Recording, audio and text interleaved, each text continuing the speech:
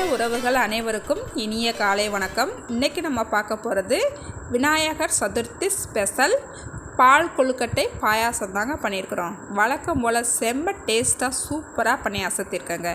இன்றைக்கி பிறந்தநாள் மற்றும் திருமண நாள் கொண்டாடுற எல்லாருக்குமே என்னுடைய வாழ்த்துக்கள்.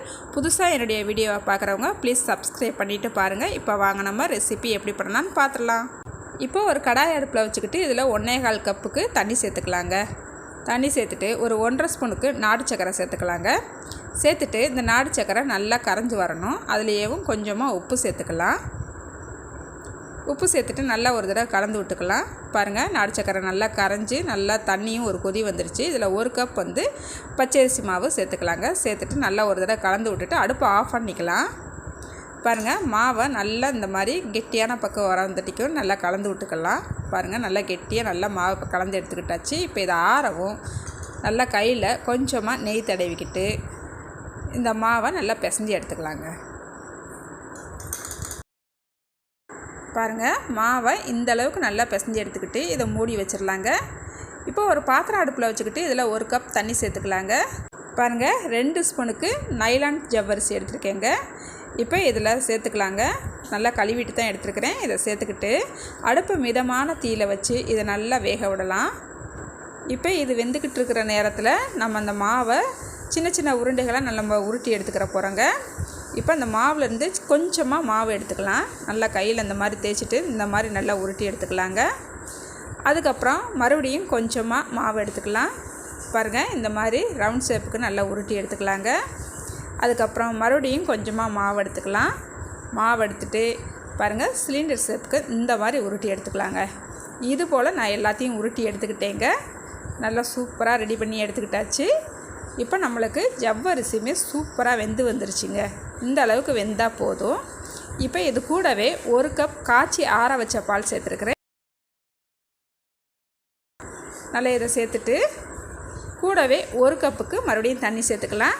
நான் மொத்தம் பாலோடு சேர்த்து 3 கப்பு 2 கப் தண்ணி 1 கப் பால் சேர்த்துருக்குறேன்.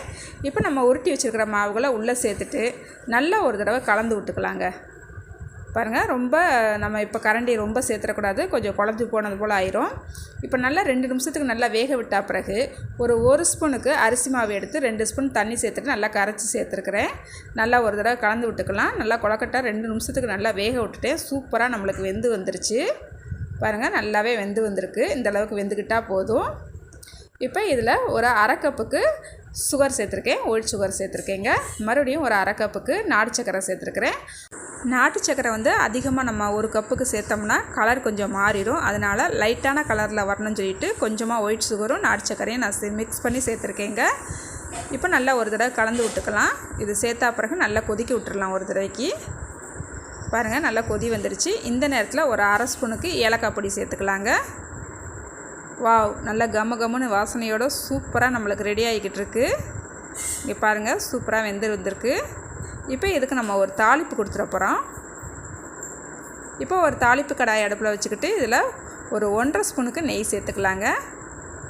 ஒரு கைப்பிடி அளவு தேங்காவை இந்த மாதிரி பொடிசாக கட் பண்ணி வச்சுருக்கிறேன். இப்போ இதை சேர்த்துட்டு தேங்காய் பொன்னிறமாக கொஞ்சம் வர வரைக்கும் நல்லா நெய்யிலேயே வதக்கி எடுத்துக்கலாங்க. பாருங்கள், அடுப்பை மிதமான தீயிலேயே வச்சுக்கலாம். பாருங்கள், தேங்காவை நல்லா வதக்கி எடுத்துக்கிட்டாச்சு. நல்ல ஒரு வாசனை வருது. இப்போ கொஞ்சமாக கிஸ்மிஸ் பழம் சேர்த்துக்கலாம். கொஞ்சமாக முந்திரி பருப்பும் சேர்த்துக்கலாங்க. சேர்த்துட்டு முந்திரி பருப்பு நல்லா பொன்னிறமாக வர வரைக்கும் இதை வறுத்து எடுத்துக்கலாம். பாருங்கள், சூப்பராக வந்துருச்சு. இப்போ அடுப்பை ஆஃப் பண்ணிக்கலாங்க. இப்போ நம்ம இதை சேர்த்துக்கலாங்க. இதில் சேர்த்துட்டு நல்லா ஒரு தடவை கலந்து விட்டுக்கலாம். டேஸ்ட்டு சூப்பராக இருக்குங்க. நல்லா நெய்யோட நம்ம அந்த தேங்காயெல்லாம் வறுத்து சேர்த்துருக்கிறதுனால கமன்னு சாப்பிட்றதுக்கு ரொம்பவே டேஸ்ட்டாக இருக்குங்க. மிஸ் பண்ணாமல் நீங்களும் ஒரு தடவை இது போல் ட்ரை பண்ணி பாருங்கள்.